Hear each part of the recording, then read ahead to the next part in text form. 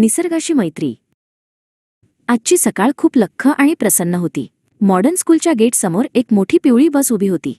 सहलीला जाण्यासाठी 25 मुले खूप उत्सुक होती. अनन्या मॅडम हातात मुलांची यादी घेऊन एकेकाचे नाव तपासत होत्या.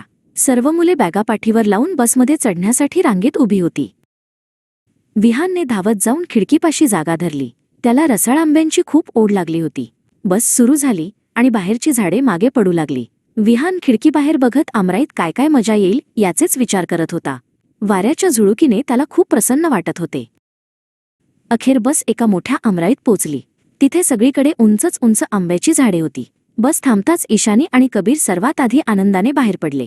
हवेत पिकलेल्या आंब्यांचा आणि ओल्या मातीचा गोड सुगंध दरवळत होता. बघ कबीर, किती मोठी बाग आहे ही, ईशानी उत्साहाने ओरडली. बागेच्या शीतल सावलीत मुलांनी खेळायला सुरुवात केली. काही मुले हँडबॉल खेळत होती तर काही बॅडमिंटन. विहान आणि ईशानी एका झाडाच्या खाली बॅडमिंटन खेळण्यात दंग झाले होते. झाडांच्या पानांतून येणारे कोवळे ऊन आणि थंड वारा यामुळे खेळायला खूप मजा येत होती. खेळता खेळता विहान आणि ईशानी बागेच्या एका कोपऱ्यात गेले. तिथे एका खालच्या फांदीवर त्यांना काहीतरी वेगळे दिसले. ते मधमाशांचे एक मोठे पोळे होते. विहानला खूप कुतूहल वाटले. त्याने जमिनीवर पडलेली एक वाळलेली फांदी उचलली आणि तो पोळ्याच्या जवळ गेला. इतक्यात कबीरही तिथे पोहोचला.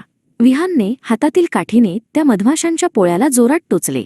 अरे हे बघ काय होतीये, तो म्हणाला.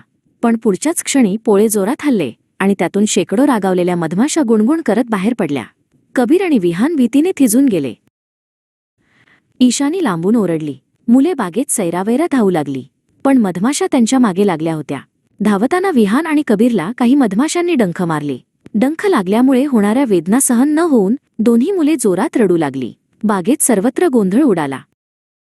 मुलांचा आवाज ऐकून अनन्या मॅडम धावत तिथे आल्या. त्यांनी परिस्थिती पाहिली आणि मुलांना सुरक्षित जागी नेले. त्यांनी विहानचा हात स्वच्छ पाण्याने धुतला आणि जमिनीवरची थोडी थंड ओली माती चिखल त्याच्या डंखावर लावली. मातीच्या थंडाव्यामुळे विहानला थोडे बरे वाटू लागले आणि त्याचे रडणे थांबले. दुसऱ्या दिवशी शाळेत अनन्या मॅडमनी वर्गात एक विशेष पाठ घेतला. त्यांनी फळ्यावर मधमाशांचे चित्र काढले.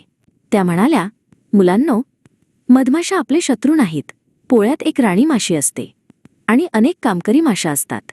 त्या रात्रंदिवस खूप कष्ट करून आपल्यासाठी मध जमा करतात. मॅडमनी पुढे परागीभवनाचे महत्त्व समजावून सांगितले. त्या म्हणाल्या, मधमाशा नाहीत तर परागीभवन नाही, परागीभवन नाही तर वनस्पती नाहीत आणि वनस्पती नाहीत तर प्राणी व मानवजीवनही नाही. ईशानीने विचारले, म्हणजे त्या आपल्या अन्नासाठीही मदत करतात? मॅडमनी होकारार्थी मान हलवली. मध हे केवळ अन्न नाही तर ते एक उत्तम औषधही आहे, मॅडमनी सांगितले. कबीर आणि विहानला मधमाशांच्या शिस्तीचे आणि सांघिक कार्याचे टीमवर्क खूप कौतुक वाटले. त्यांना समजले की या छोट्या जीवांचे आयुष्य किती कष्टाचे आणि महत्त्वाचे असते. विहानला आता आपल्या कृतीचा पश्चात्ताप झाला होता. सर्व मुलांनी मिळून आज एक शपथ घेतली. आम्ही निसर्गातील कोणत्याही जीवाला विनाकारण त्रास देणार नाही, असे ते ओरडून म्हणाले. विहान आणि ईशानीने ठरवले की ते आता निसर्गाचे मित्र बनतील. निसर्गाचा समतोल राखणे ही आपली जबाबदारी आहे हे त्यांना आता उमजले होते.